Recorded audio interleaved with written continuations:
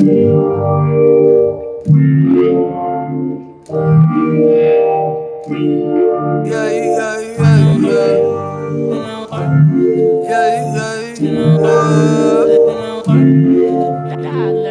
switched the clothes on, but what do I know?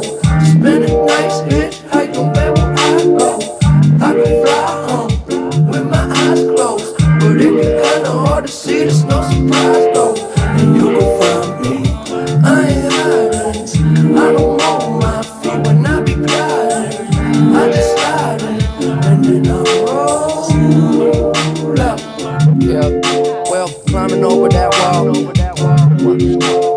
I remember, yes, I remember it all. Swear the hype be too tall, so like September I fall.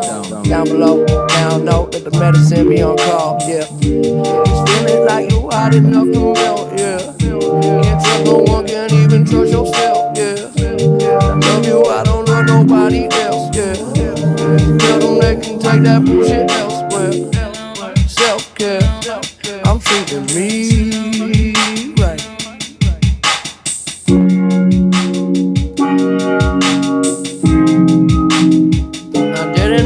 I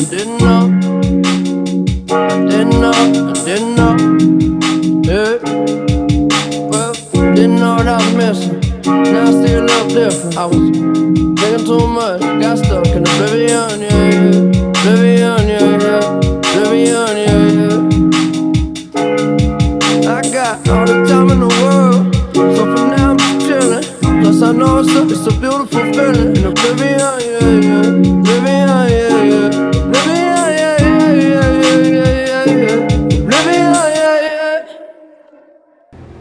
Alright guys, how's it going? So today we're going to do another one of my favorite Mac Miller songs. I'm going to show you how to play Self-Care.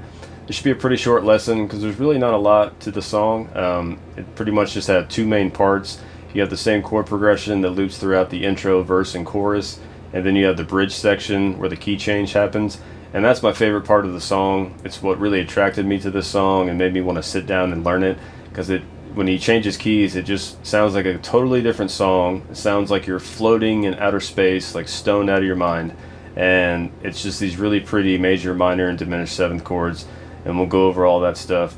And I wanted to figure out the tone. I wanted to sit down and see if I could dial in the tone. It's always great practice to just try to, learn your gear and see what it can do. I think a lot of times we buy a pedal and we just kind of noodle with it for an hour and then throw it to the side or sell it because you don't think it's any good. But everything has its purpose, and you just gotta dial it in, combine other pedals. I have 12 different effects going at the same time to try to get this right. I actually broke a frame on my wall because I was playing so loud, the tone was so overwrought and strong, it knocked a frame off my wall and shattered glass like everywhere. But anyway, so yeah, the intro part, I did that as kind of like a tribute to Mac. I just laid his isolated vocal track on top of me playing to my drum machine like I always do. And yeah, man, it's just a lot of fun. I love doing that kind of stuff. But let's just go ahead and get into the main chords of the song. Alright, so before we get into the main chords of the song, let's talk about the tone, right? So like I said, I don't know what it is that's making that noise, but I could kind of hear some ways that I could mimic that with different pedals. So I got a lot of stuff going on. The main thing, I think, is I have a pedal called a slow gear, a Boss slow gear pedal.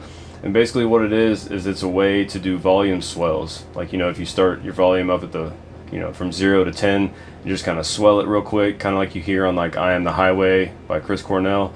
Yeah, so the Boss slow gear, then I got an Electric Mistress, which gives you chorus and flange. I got the Pog going on, Rubber Chicken Ottawa. And so you really have to adjust all these and dial them in to get them to kind of blend together and play in time in between the beat, right? And then I have Univibe, Deja Vibe, and then I got a phaser, flashback delay, compressor, reverb. There's all sorts of stuff going on in here, right? So those are the effects that if you want to try to mess around with them, just lighting up all those pedals at the same time isn't going to get you there. You got to really twist and tweak all the knobs. But it took me about an hour and a half to dial this in. So sit around and play with it. So the main riff of the song, right? Let's go ahead and get into the chords.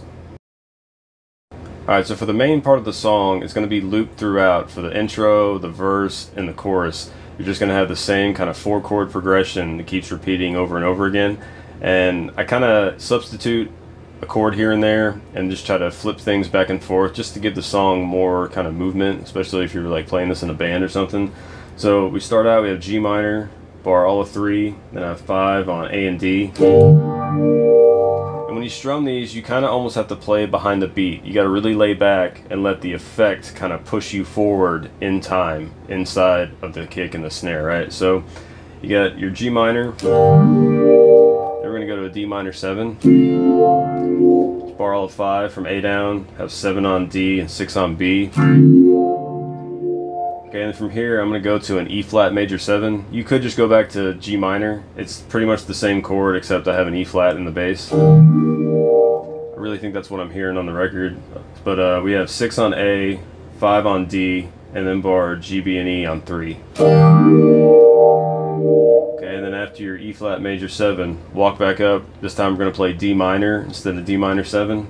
Just have bar all of 5 from A down, 7 on D and G, and 6 on B. Alright, so your first pass on the progression you'll have.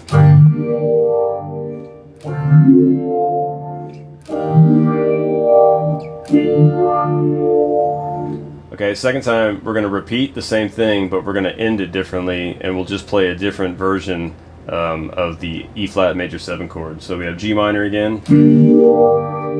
Then this time I'm going to play D minor. You can switch them out. What I do is I just play, if I play D minor 7 first, the second time around I play D minor. If I play D minor first, then I'll play D minor 7 the next time. So this time we'll just play the D minor, bar all of 5, and then 7 D and G, 6 on B. And this time, instead of going to this E flat major 7, we're going to play it right here on the 6th fret. We're going to bar all of 6 from A down, have 8 on D, 7 on G, and 8 on B. Alright, so we go.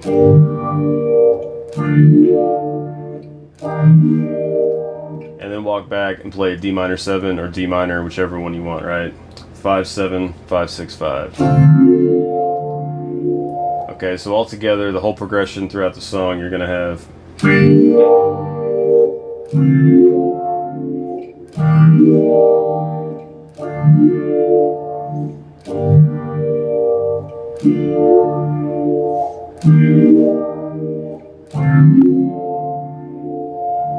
Okay, and then the tempo, what did I have the tempo at? 70, I think it's 71 beats a minute. That's what the tempo was. So if you want to make a beat, it's pretty slow tempo. And so then after that, then we get into the cool bridge part. So let's get into the bridge part. Alright, so towards the end of the song, it changes keys and it goes into this really spacey bridge part. It almost sounds like a completely different song. It's so rad. The first time I heard it, I was like, man, what is this? It sounded so incredible. I just love it. And he's using some cool chords. If you've learned a bunch of Mac Miller songs, you know he loves all the jazzy type of major and minor 7 and diminished chords. So that's what we're going to do here. So the key changes to C sharp major, right? And so what we're going to do is we're going to play, start out, we're going to play F sharp major 7. You're going to bar all of 9 from A down, then have 11 on D, 10 on G, and 11 on B. Alright, hit that a little hard. That's the other thing, if you're using like a slow gear, it kind of attacks however hard you strum, so you kind of want to, or if you just nail it, you know, so anyway, something to keep in mind when you're messing around with all that tone. So F sharp major 7. Okay, then we're going to go to an E flat minor 7, but you have to play this inversion of it, right? You have to play it with the C sharp on the bottom. So we're just going to borrow the 11th fret on D, G, B, and E. Okay, because you can't, if you play this, it's not going to sound right. You play like, none of that's going to sound the same. So you have to go from this F sharp major 7 to that E flat minor 7, just borrowing D, G, B, and E on 11. Okay, and you got to play along to the record to really get the timing because it's very kind of behind the beat, right? Kind of ahead of the beat actually on this one. So after that E flat minor 7, then we're going to go to an F minor 7. We're going to bar all of 8th fret from A down, 10 on D, 9 on B. Okay, and then from your F minor 7, we're going to go up here, we're going to play a D diminished 7. You're you're gonna have 12 on D, 13 on G, 12 on B, 13 on the high E string, right?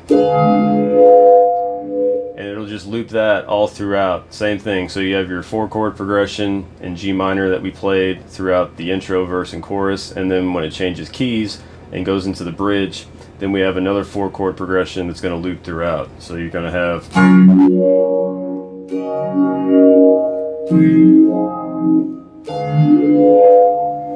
Alright, so that's all there is to it. You just have your F sharp major 7, your E flat minor 7,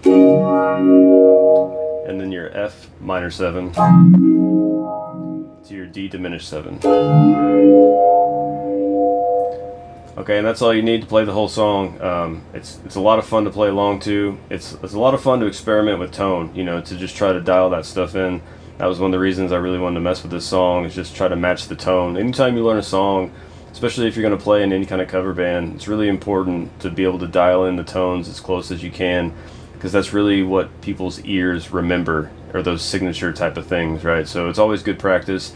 And anyway, man, that's it. So I hope you like it. Hope you have fun with it. Just practice slow. Have fun. I'll see you next time.